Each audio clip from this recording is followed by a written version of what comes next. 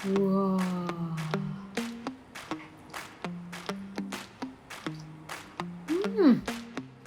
Rasanya tuh kayak ayam goreng yang di resto Chinese food gitu loh. Nggak usah beli, bikin aja. Ayam goreng Hongkong. Cobain bikin yuk.